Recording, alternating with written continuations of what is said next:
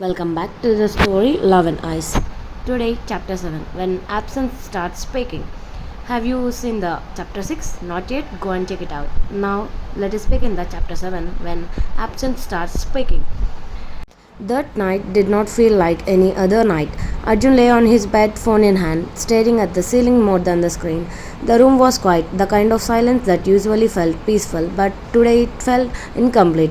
He had her number now, not saved with anything special, just Anika.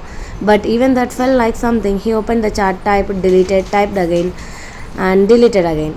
What do I even say? He muttered to himself. It was strange. He had talked to her in person without fear, but texting it felt like stepping into unknown territory. Finally, after a long pause, he typed, "Did you send the assessment?" Simple, safe, slightly stupid. He stared at it for a second, then hit send. The message went. Now came the waiting. Seconds felt longer than they should. He locked his phone, unlocked it again, checked the chat. No reply. Relax, he told himself. She is not sitting with her phone all the time like you. Minutes passed. Still nothing. He placed the phone beside him, turned to the other side, tried to distract himself. His mind kept circling back, not to the assessment, to her, what she might be doing, if she was awake, if she had seen the message, if she would reply, and then a notification. He picked up the phone almost instantly. Yes, just sent it. That was it. No extra words, no emojis, just her. And somehow it felt enough. Arjun smiled slightly. Okay, she typed. I will check. He passed. Then added, "You like late nights?" He stared at the message for a second. This time he didn't delete it. He sent it. Again waiting, but this time it felt different. Not anxious, just curious. A few minutes later, her reply came. Sometimes. He leaned back, exhaling softly. Conversation had begun, not loudly, but gently. Why sometimes? He asked.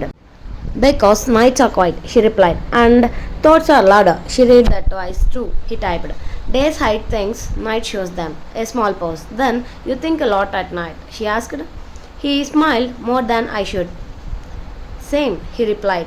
There it was again, that quiet connection. Words were felt few, but meaning that was growing. They did not talk continuously. Messages came with pauses, gaps in between, but these gaps did not break the conversation. They made it real.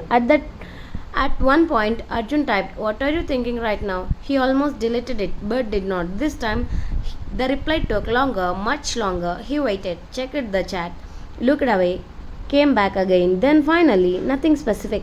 He stared at the line, then smiled knowingly. People who say nothing are usually thinking the most. He replied a few seconds later, maybe, that maybe held more honesty than a full explanation. Time slipped quietly. The clock moved past midnight. The world slept, but they did not completely.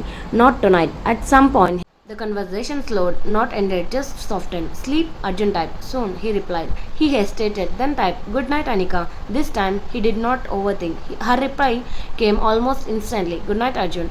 He placed the phone beside him, closed his eyes, and for the first time in a long while, he smiled without a reason. The next day felt slightly different. Not visibly, not dramatically, but internally. Something had shifted. Arjun reached college and, out of habit now, looked toward the window seat. She was there, but today he did not walk up to her immediately. And she did not look at him right away. It was subtle, almost unnoticeable, but something was off. Not wrong, just missing. The class went on normal, too quiet, and that is when he realized it. After late night conversations, the silence felt heavier. He was not just noticing her anymore, he was missing her, even when she was right there. After class, he expected things to go back to normal. A small hi, a short talk, something, but Anika was talking to someone else, focused, engaged, and for the first time, Arjun did not interrupt. He stood there for a second, then walked away, not out of ego, not out of anger, but because something inside him felt unfamiliar. Why does this feel different today? He wondered. That evening, he did not sit on the terrace immediately. He checked his phone first time. No messages. The same chat. Last line. Good night. And suddenly, he understands something he did not plan to. Last night was not just a conversation, it was a step, and today it felt the space it created. He leaned back, looking at the sky, slowly turning dark, and whispered to himself, "This is new, not the feeling, but the depth of it, because missing someone when they are far is normal. But missing someone when they are near, that is when it becomes real. Let's see what will happen in Arjun and Anika's life. Will they talk or maintain this distance for the end of the college? Let's see what will happen. We will meet tomorrow with chapter 8. Until then, keep watching and comment down how the chapter is, and also don't forget to subscribe. Thanks for watching. Good night.